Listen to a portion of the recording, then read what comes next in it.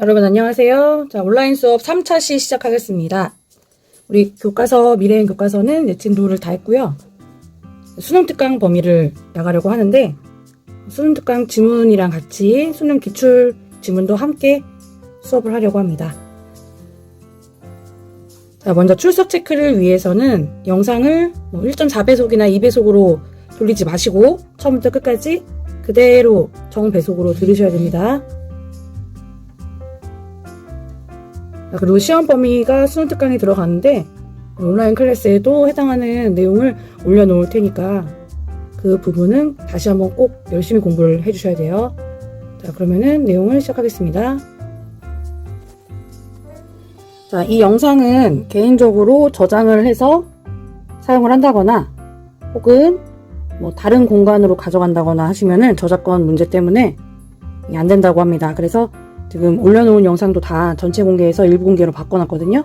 저작권 문제 잘 기억하시고요. 유포하시면 안 됩니다. 자, 그럼 어떤 내용을 공부할 건지 먼저 해당하는 페이지를 알려드릴게요. 자, 오늘 학습 주제입니다. 인문예술 분야의 글 읽기를 하게 될 거예요. 그래서 인문 분야도 지문을 하나 플러스 더 하게 될 거고요.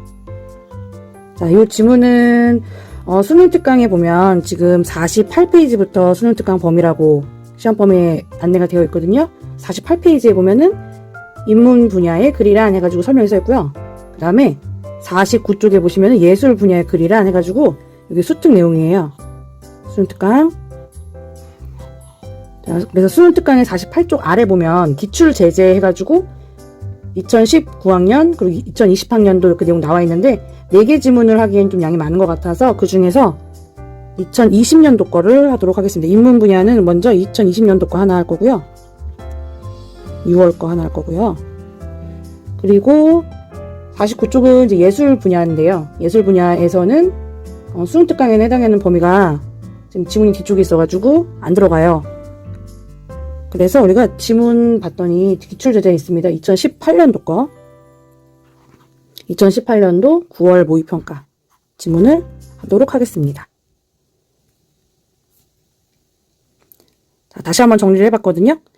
2018년도 9월 모평에서는 하이퍼 리얼리즘이라고 해가지고 이제 예술 관련한 지문이 있습니다. 이거 지문 같이 보면서 할 거고 이제 대면 수업 때 프린트 해가지고 본문 드릴 테니까요. 집에서 프린트 하실 수 있는 분들은 해서 같이 보시고 프린트가 안 되시는 분들도 대면 수업 때 받아서 다시 한번 복습을 하시면 될 것 같습니다. 자, 그리고 수능 특강 부분은 유형원의 제안이라고 해서 50쪽부터 53쪽 그리고 분석과 직관 54에서 57쪽에 해당되는 지문이 2개 있습니다.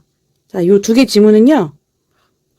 수능 특강 온라인 클래스 영상으로 제공을 할 거예요. 이 영상도 함께 꼭 보시면서 공부를 하셔야 돼요. 선생님이 풀어줄 거는 이거 하이퍼 리얼리즘은 지금 수능 특강 영상이 없기 때문에 이거 같이 볼 거고 그 다음에 2020년도 6월 모평은 이거는 인문입니다. 얘는 예술이고 얘는 인문이에요. 인문 지문은 에피쿠로스의 자연학과 윤리학 이거 하나 할 거예요. 지금 안내해드린 시험 범위에다가 48쪽이랑 49쪽 아래에 있는 기출 제재도로 들어간다는 거를 꼭 기억하시고 공부하실 때 이것도 포함시켜가지고 함께 공부를 해주시면 좋겠습니다. 자, 그러면 먼저 인문 분야의 글 먼저 설명을 해드릴게요. 우리 수능 특강에도 자세하게 잘 설명이 되어 있습니다. 인문 분야의 글이라 해가지고 전인적 인간의 가치 체계를 다룬 글이다 이렇게 설명이 되어 있고요. 존재, 보편, 원리 이렇게 해가지고 설명이 쭉 되어 있거든요. 글 읽기 방법이랑 내용 있으니까 다시 한 번씩 쭉 보시고요. 요거 자세하게 더 잘 나온 게 어디 있냐면은 우리 미래인 교과서에도 설명이 나와 있거든요. 그래서 내용이 더 필요하신 분들은 교과서에 134쪽부터 135페이지까지가 인문이랑 그 다음에 예술 어떻게 읽는지 그 읽는 방법에 대해서 내용 나와 있고요. 그리고 읽는 방법이랑 글의 특성에 대해서 안내가 잘 되어 있으니까 교과서 내용을 먼저 보시고 읽어보시고 그 다음에 수능 특강으로 가서 수능 특강에도 또 설명 또 있어요. 48쪽부터 49쪽까지 내용이 또 설명되어 있습니다. 지금 여기는 단어 중심으로 해갖고 써놓은 거고 그 내용들을 다시 한 번씩 보시면서 공부를 하시면은 좋을 것 같습니다. 자, 인문 분야의 글의 좀 종류들인데요. 우리는 생각했을 때 이제 문학은 다 인문 분야일 것이다 라고는 생각을 하고 있는데 다른 것들도 있어요. 보통은 인문 분야에서 문학만 나오는 게 아니라 뭐 역사, 언어, 뭐 종교, 뭐 철학, 또 뭐 심리 이런 거에 관련된 것들 많은 내용들이 나오죠. 인문 분야의 글의 개념을 잘 알아두시고 그 종류는 어떤 것들이 있고 어떻게 활용되고 있는지를 알아두셔야 될 것 같아요. 요즘에는 그 지문 안에서요, 인물들이, 이름들이 많이 나옵니다. 지문에 제시된 그 학자나, 그 다음에 그 사상가들, 이런 사람들이 나오게 되면은 그 사람들별로, 인물별로 그 견해나 어떤 생각을 가지고 있는지, 또 주장들을 중심으로 해서 정리를 하시면서 보시면 되겠죠. 자세하게, 세밀하게 독해를 해주시면 됩니다. 또 이 인문 제재가 이 내용만을 다루고 있는 게 아니라 뭐 사회 플러스 사회나 그리고 과학 제재랑도 함께 나올 수가 있기 때문에 우리 또 시험 범위 다른 지문들 알고 계시죠? 같이 연결해가지고 융합적으로 공부를 해주시면 좋겠습니다. 융합 지문으로 공부를 해주시면 좋겠어요. 이 부분에서 어떻게 연결될 건지를 한번 생각을 해보시고요. 그러려면은 종합적으로 사고력과 이해력을 키우셔야 되겠죠? 자, 같은 맥락으로 계속 이제 135쪽 그리고 49쪽은 예술이거든요. 지금 보시면 예술 분야의 글에 대해 설명을 또 써놨습니다. 예술 분야란 인문은 했고요. 인문은 인간에 관련된 모든 내용들이었고 그 인간이 만들어 놓은 분야가 바로 예술이죠. 인간이 상상하고 그 기술로 발전시켜가지고 만든 아름다움에 대한 활동 그리고 그 결과. 활동으로만 볼 수도 있고 결과로만으로도 볼 수 있고 그 과정을 함께 볼 수도 있어요. 이것들이 모두 다 예술 분야의 글 읽기에 해당됩니다. 그래서 여기에 지금 그 종류들을 써놨는데 음악, 미술, 우리가 알고 있는 음미체, 예체능 같은 건 다 예술 분야에 당연히 들어갈 것 같고요. 연극은 종합예술이니까 이거 다 합하면 연극 당연하고요. 영화도 같은 맥락이고요. 또 건축, 뭐 영화, 뭐 사진 등등등 예술에 관련된 다양한 분야들이 있겠죠. 다양한 갈래들이 있습니다. 요즘에는 예술 철학들도 같이 나올 수도 있고요. 인문이랑 같이 연결지어가지고 또 아름다움에 대한 학문, 미학에 대한 글들도 한 번씩들 읽어보시면 좋겠어요. 미학의 경우에는 예술에 관련된 이론에 대해 설명을 쭉 한 다음에 그 다음에 이제 작품을 주죠. 문제에서. 이제 이따가 분석할 지문도 이러한 방식인데요. 작품을 줘가지고 이 작품을 어떻게 이해했는가. 이 작품을 개별적으로 어떻게 이해를 하고 있는가.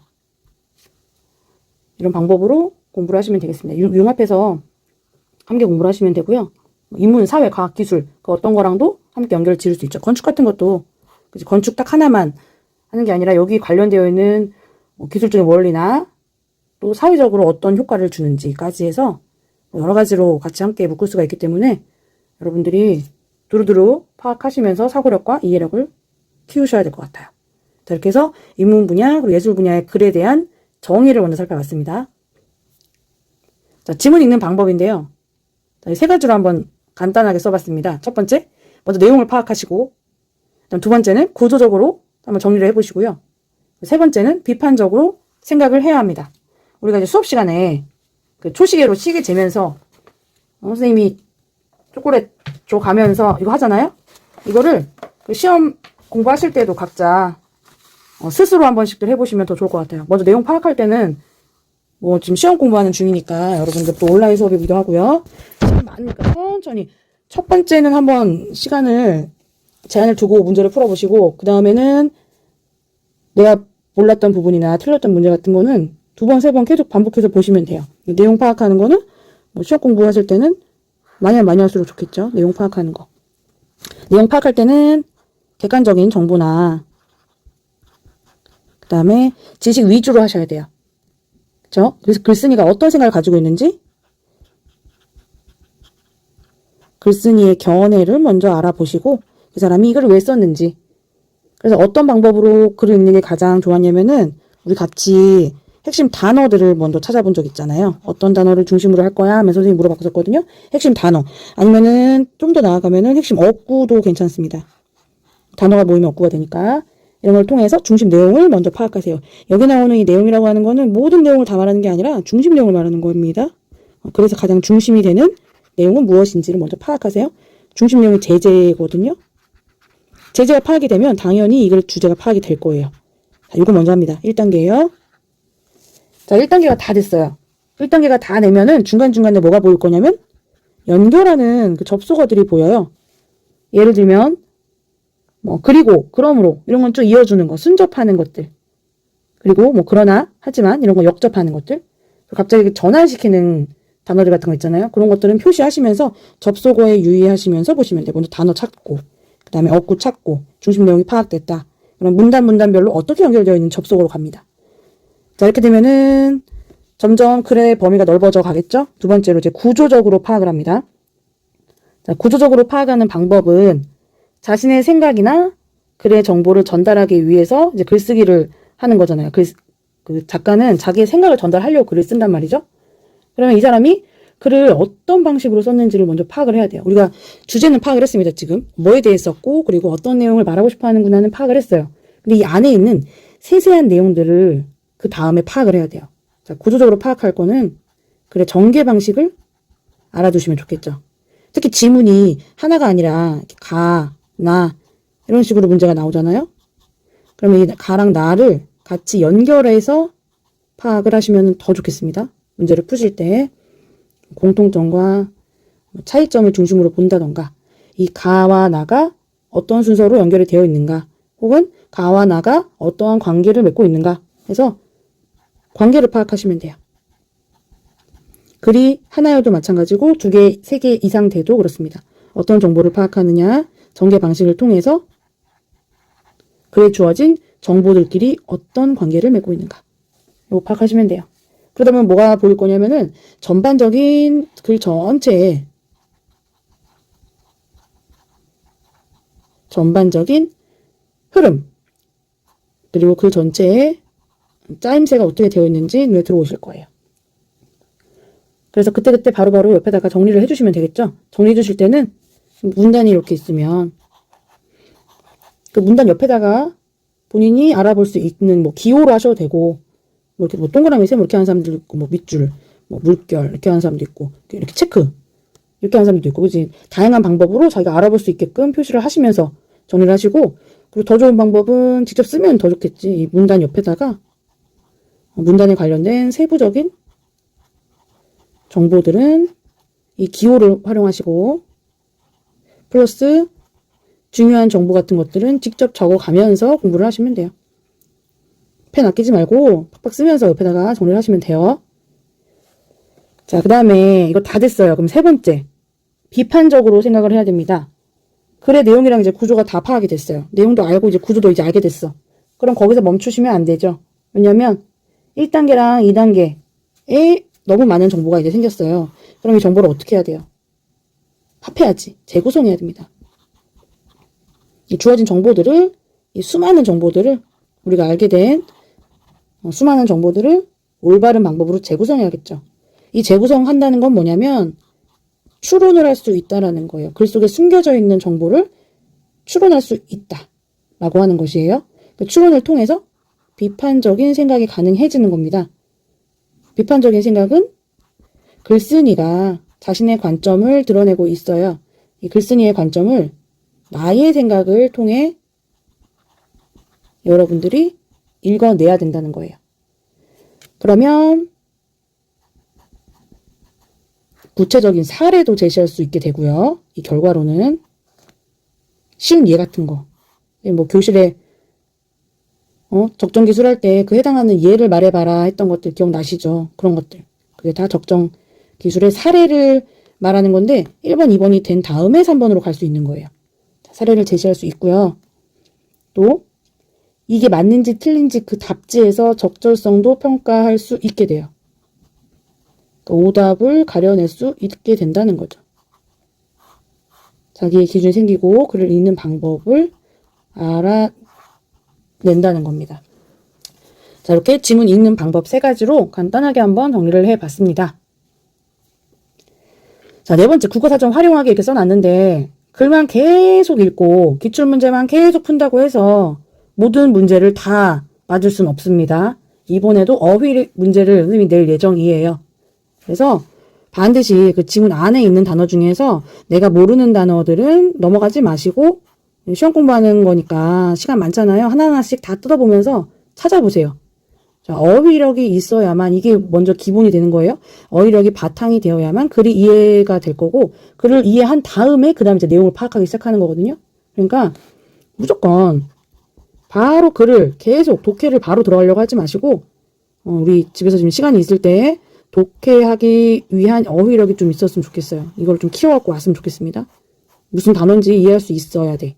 그치? 자, 그래서 어휘력을 키우기 위해서는 아주 많은 책을 읽는 게 제일 좋지만, 지금 책 읽기는 너무 급하잖아. 우리가 생각보다 그렇게 온라인 기간이 길지가 않아가지고 어휘력이 바로 이렇게 향상할 수는 없잖아요. 그러니까 필요한 부분들은 사전을 한번 찾아보세요. 국립국어원 있거든요. 표준 국어 대사전 있습니다.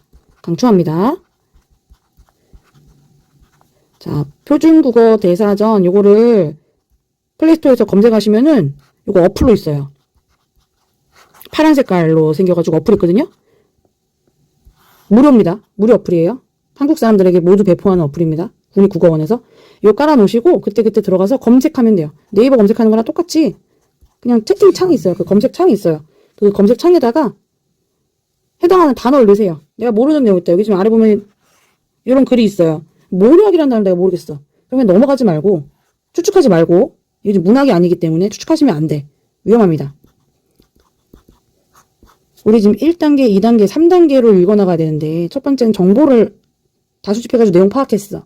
그 다음 두 번째로는 구조를 알아야 돼. 그 다음 세 번째에서 추측하는 거야. 세 번째가 추론이거든요. 근데 1단계에서, 읽는 단계에서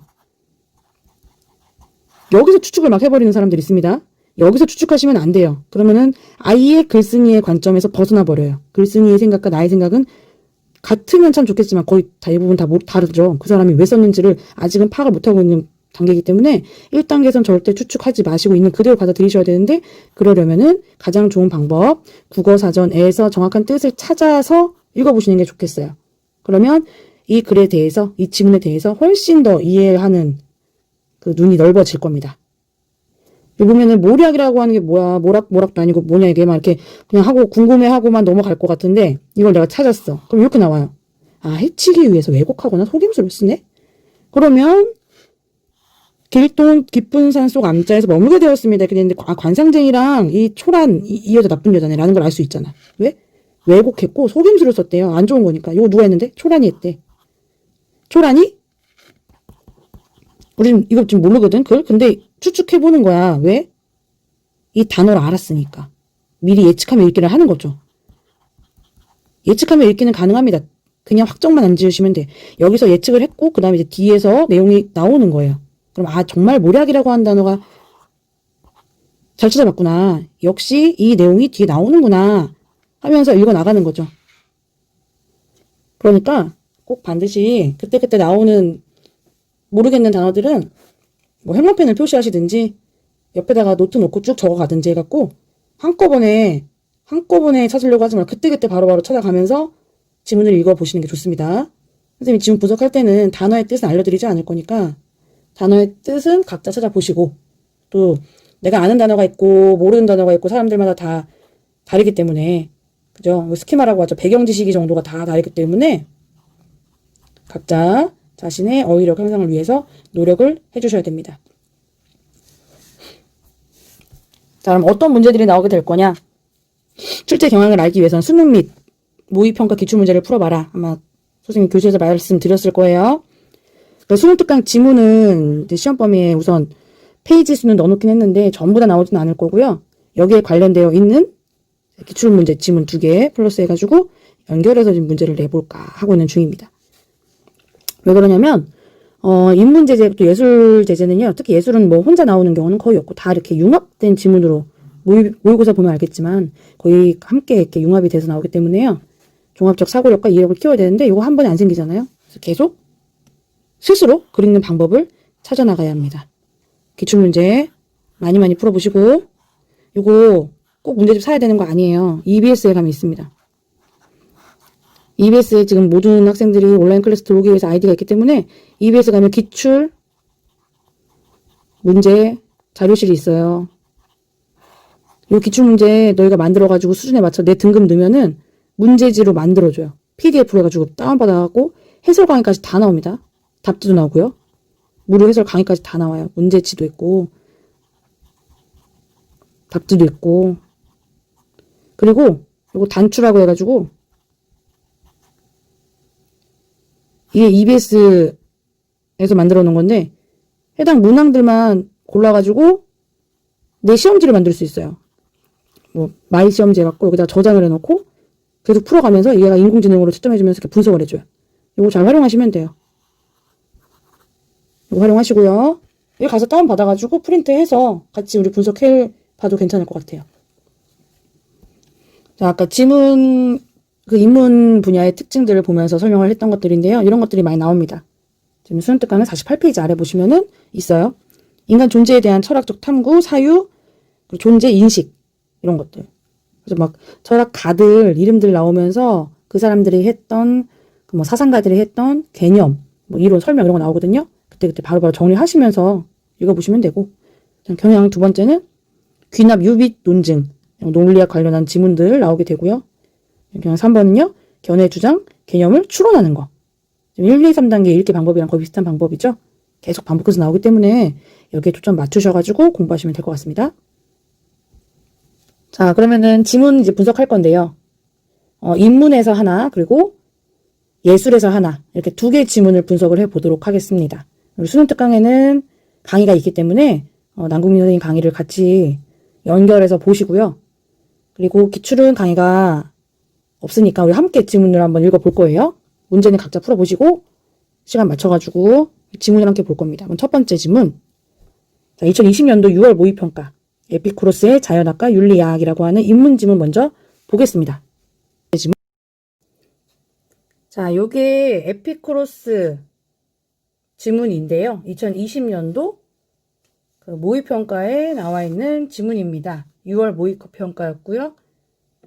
문제는 24번부터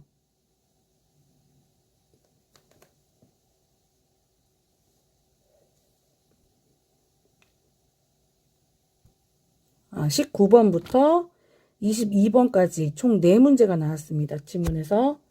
지문 안에 지금 문단을 보면은 총 5개 문단이 있습니다. 이 프린트는 대면 수업 할 때 드릴 거고요. 이 부분 안에서 이 분석은 실시간 쌍방향 수업의 3차 시간 그 이후에 있는 반이 있어요. 그 반은 실시간으로 풀어 드리고요. 그리고 지금 진도가 다 다르기 때문에 3차 시 없는 반도 있습니다. 2번 들거나 1번 들은 반이 있어요. 수능 때문에. 그런 반들은 수업 시간에 직접 풀이를 독서 선생님께서 해 주실 겁니다. 함께 풀어보시면 돼요. 그래서 19번부터 22번까지. 그리고 지문 두 번째는 2018학년도 9월 모의평가인데 하이퍼 리얼리즘이라고 하는 예술 지문입니다. 자, 보시면은 16번부터 19번까지 있는 지문이고요. 미술 관련된 지문이에요. 그래서 아래 보면 18번 같은 경우에는 이렇게 직접 예술 작품이 나옵니다. 아까 앞에 설명했던 그런 문제에 해당됩니다. 그리고 19번 같은 거는 어휘력 문제예요. 여기 안에 있는 내용들을 직접 찾아봐야 되거든요. 이것도 역시 실시간 쌍방향 수업 있는 반은 실시간으로 해드리고 없으신 분은 교실에서 직접 대면 수업으로 해드리도록 하겠습니다. 여러분들은 아직 수업을 하지 않은 반들은요. 미리 한번 읽어보시고 어휘 같은 것들은 미리 찾아보시면 더 좋을 것 같아요. 자, 지문 분석 공부 시간 재면서 다들 해보시고요. 다 하셨으면은 이제 퀴즈를 풀러 한번 가보겠습니다. 그리고 수능특강 남궁민 선생님 강의는 이 뒤에 바로 이어서 차시를 올려둘 테니까 함께 꼭 수강을 하시고 시험방에 모두 해당된다는 거 기억을 해주시면 돼요. 자, 궁금한 점은 이제 곧 등교를 하기 때문에 등교하셔가지고 수업 시간에 선생님께 질문하시면 됩니다. 그러면 오늘도 열심히 다들 잘했습니다. 건강에 유의하시고 다음 시간에 또 만나요. 다음 시간은 직접 만나는 수업이 되었으면 좋겠네요. 다들 안녕히 계세요.